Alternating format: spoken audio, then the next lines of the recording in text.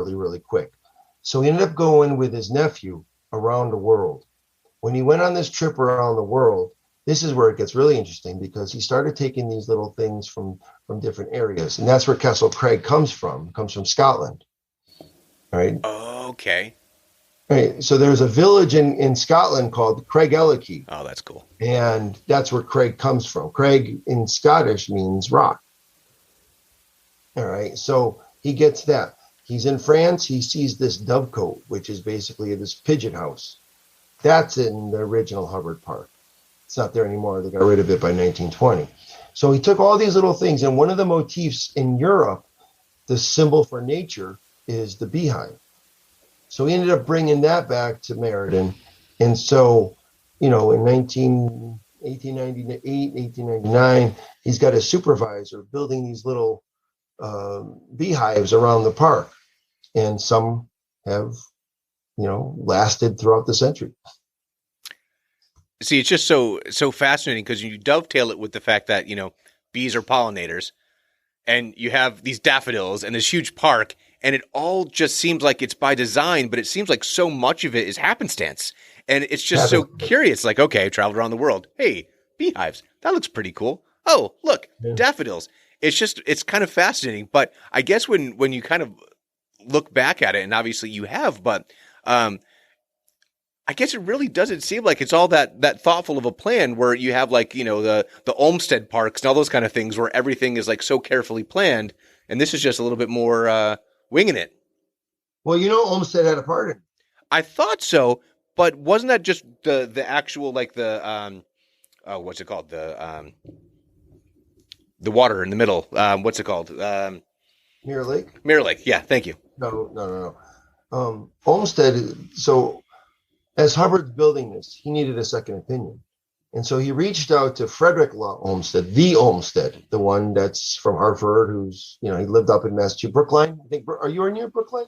Yeah. We were for a long time. Yeah. So that's where he ended up. I don't know if he passed away up there, but that's where his family is from, Brookline. But he reached out to Frederick Law, and Frederick said, I'm way too old. He was like nearing 80 about this time. So he sent his one of his stepson, John Charles, to Meriden. And John Charles and Hubbard, they did not click. And so Hubbard took him for a walk around the whole entire park and says, what do you think of this? He said, I'll get back to you. So John Charles wrote him 7 letters, totally blasted him, and totally was very, very critical about the park. Hubbard never acknowledged it, but Hubbard took what he said, and he took three of these 7 letters. There were 3 things that he kept. One of them was the rustic design. Now, before Olmsted got to the park, I don't know if you remember the pavilion. Remember behind the band shell, there's a little pavilion? Yep. Yeah, so that's in a neoclassical design. Everything after that was there before Olmsted got there. Everything after that is kind of like that earthy rock. Yeah, it is. Rustic look. Another thing was if any timbers fall down, use it within the park. Maybe line a bridge or, keep the timber within the park. Don't just throw the timber away. Absolutely. And that's what he did. And the other thing is Hubbard originally wanted a walkway around or an actual driveway around the entire Mirror Lake. And he said, no, have the walkway, reroute the actual road a different way. And so he did that. So Hubbard did take some of the Olmsted ideas, but for the most part, it's really Hubbard's vision. And his supervisor was a guy named Patrick Quigley, and he actually helped out a lot too. But Olmsted is connected, but in a very minimal way. Yeah, because up here it's like every park for the most part. It's all really like intricate design, and everything was very methodical, and it was plans and drawing and all those kind of things. Yeah. Where it's actually in my estimation much I don't know, it's homier, it's earthier. You're right. I mean, everything is stone. All the little hibachis. We're all stone and mortar, and that has a charm. And the fact that you would even have to consider that someone wouldn't consider a tree falls on your property, then you repurpose it and you use it right in your own park. I mean, that's beautiful conservation at a time where that wasn't necessarily thought of. So really, he was kind of a forward thinker in that regard. Oh, absolutely. Absolutely. And, you know, we have one bridge that's still from 1898 and it's still there. But all the other bridges are all timber now. They actually repurposed the wood throughout the park and they put it as the railing. But we have one that's left. So that's kind of cool. Not many people know that too. You know, there's a lot of little secrets about the park, you know, I guess, I don't know. I guess we can save that for another episode. You know, I have a few secrets of that park too, but we're not going to go there. All right. All right. So, Justin, we are coming up, you know, on an hour and 43 minutes. I mean, we could still go on. I mean, there is one thing though that I had hit my brain earlier. So we'll come back at the end. We'll once again we'll just kind of tell people the details about the Daffodil Festival and the show. But there's something that I realized that was on the tip of my tongue and I forgot, because way earlier you had mentioned REO Speedwagon and Rubicon, and that they were players and people knew that they were players, which made me think of another band that has a Whitesnake connection. And that was a band that got constantly kind of maligned during the hair band era because of a little show called Beavis and Butthead. And that band, of course, is Winger, which has some of the absolute best musicians of the era who were making, yes, hair band music, except musically exceptional stuff.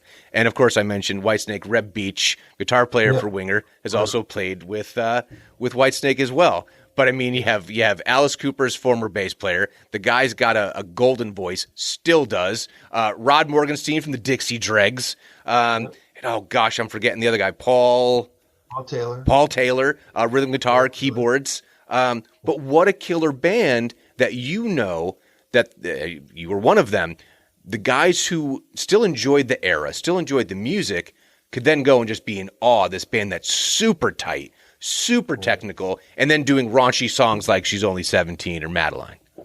Yeah. You know, Winger is just like you just said. I think all the bands we talked about tonight all have a very strong musicality, a very strong technical ability where, you know, a lot.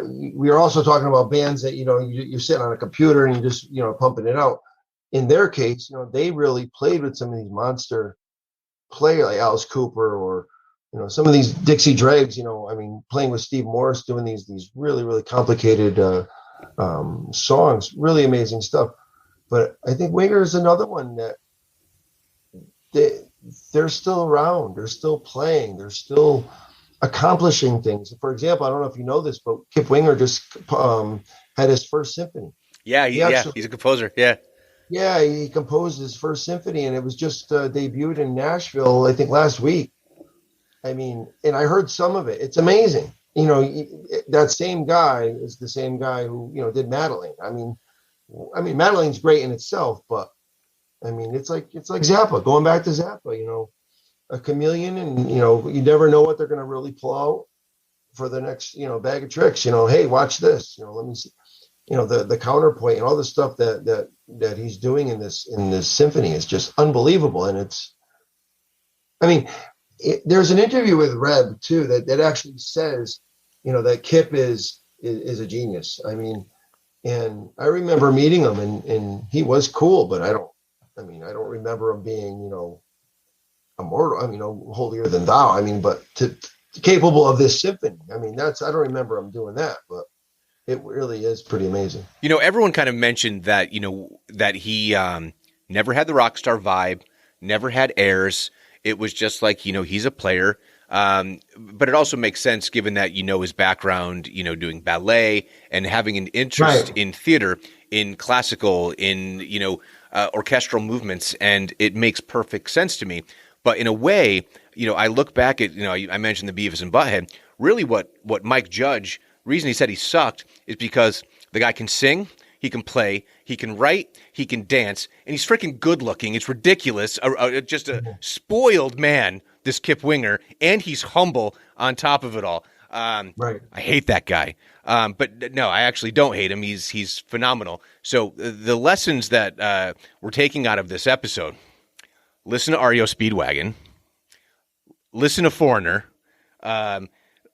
listen to Winger. Damn it, because I love Poison. I love Poison. CeCe DeVille is a sleazy, sloppy guitar player who makes it up as he goes along, and I love it. But Winger's a really good band. Yeah. Well, I think in the case of Poison, there's some bands who are amazing on their own right. We were talking about Whitesnake earlier. Tommy Aldrich. Anywhere he goes, he's going to shine, and the band is going to shine because of who he is. In the case of Poison, I think they're like Kiss, where it's the sum of what's greater, the sum of the parts. Collectively, those four are absolutely brilliant. We've seen them all separately. Yes, Brett has his solo thing, and Ricky Rocket did a solo little thing or whatever he did, and it just doesn't amount to what they are collectively.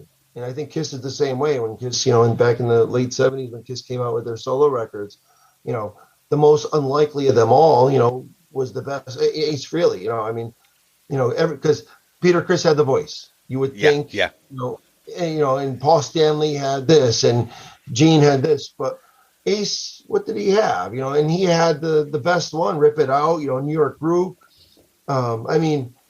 His solo record was the best one. So, again, it was collectively, they're amazing. Separately, you can see what they've done. So Absolutely. I think a lot of the bands we're talking about, I think that kind of, we can really dissect each one of these bands and see, where is the strengths and where is the, what makes them, like you were talking about John Sykes. Anything this guy touches turns to gold without question. Oh, Tigers of Pantane. Yeah. And then, oh gosh. Thin Lizzy. Yeah, the guy did everything. Blue Murder. That's right. That's what I was thinking of. Blue Murder with, is that Tony Franklin? Tony Franklin and Carmen Appice. Oh my gosh. Yeah. So it became too much work. I'll be perfectly honest with you. I was going to do another bracket for you, but I realized that it was just too many. And because I was going to bring up the fact that Brad Wilk from Rage Against the Machine, who in my opinion has no business being in Black Sabbath. That's just me. I don't think he has the chops for it. That's just my opinion. But I was going to do the bracket of Black Sabbath drummers from Bill Ward on, and I'm looking at this like murderer's row of drummers. Oh my gosh, yeah. And it's just killer, and Carmine's on there, and it's just like, holy cow. Eric Singer from Kiss, he did a stint with them. Yeah. Well, Carmine didn't. It was his brother Vinny who was with Black Sabbath. Oh, that's right. Yeah. They're both good. They're both amazing, yeah. Yeah, but it was too many. It was like a 20 bracket. It was just like it just kept going. Yeah. Is that where you got Cozy Apollo from? Well, no. So I already had, as soon as I knew that we were doing an episode and I was going to bring up Whitesnake, I already had all the Whitesnake drummers in my head because I remember. So at Washington Middle School, we had our main gymnasium, and then we had that other side room where we did like wrestling and gymnastics. Oh, yeah. Right? Yeah. And I think that maybe we had an after school program there or before school or after school. And I remember you had the vinyl, Whitesnake 87 as it's called, right? And you had it, and you start telling me. So this is when we're starting to talk music, you and I, right? And you're like, okay, so the guy who's on this record is like not the guy who was like in the band before, because they have like records before this. I'm like, no, I don't know, right? And you're like, yeah. So they have this other guy, and now they got this guy. But this guy isn't even going to be at the concert, man. There's like a totally different guy. And I'm just like, I don't know what you're talking about. Who are these people? So I knew as soon as we were doing the episode, I'm like, I'm going through the Whitesnake drummers. And then I'm like, oh my gosh, it kept going. There were more. The Chris Frazier and Tichy and all that. And it was like, holy cow, there's a lot of freaking drummers in this band. But again, Coverdale's a mercenary. Well, it's funny, all those guys that you were saying, at first I didn't put the two and two together about all the Whitesnake drummers because they all have a laundry list of bands they've played with. So I didn't, I was thinking in my mind at first, I was thinking, all right, Foreigner, you're giving me Foreigner drummers. Why are you giving me, where's Mark Schulman? Where's Dennis Elliott? Where's the rest of the Foreigner guys? But now I got what you're doing. You did all the Whitesnake guys.